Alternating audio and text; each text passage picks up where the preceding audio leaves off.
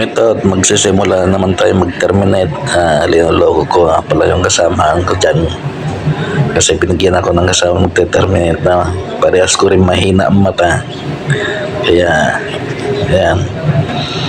At pagkatapos namin i-terminate lahat-lahat mga ito, para sa mga jet pan, titestingin natin isa-isa para sigurado kung tama yung wiring disc nila papunta doon sa terminal na pinagkabitan natin dyan sa mga PVC terminal na ito na sa harap natin.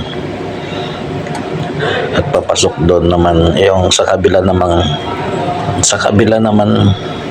na side, papunta naman sa control switch, mga relay. Diyan tayo magtatap, diyan sila magdudugtong sa mga wire, yung mga wire natin na tineterminate. Para sa mga kaalaman ng iba natin mga followers, itong ginagawa natin ay para sa BMS system na sa mga maliliit na wirings. Itong system na ito ay connected din sa electrical, kasama sa electrical yan itong ginagawa natin. Yun, natapos din tayo sa termination testing naman. Number 5.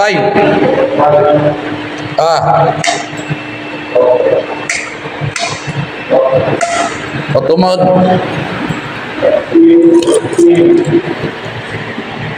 High low.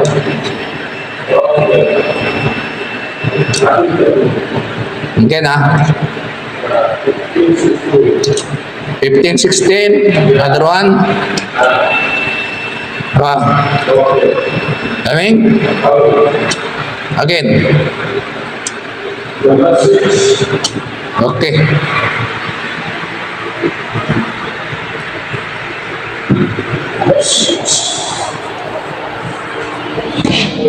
Number 6.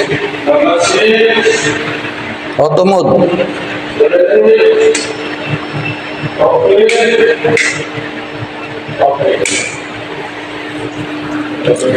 15, 16.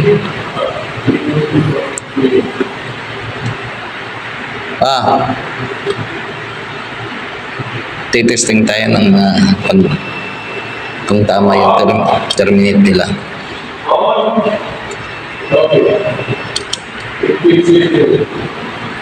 15, 16.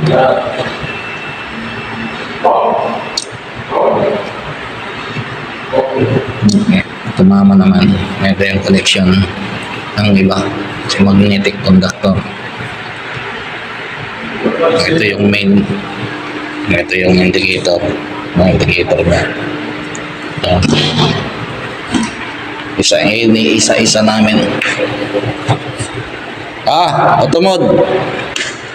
7.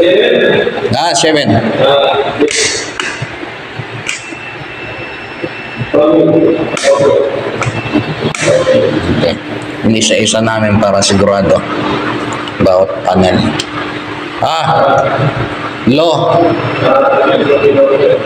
Low mode. Again. High mode.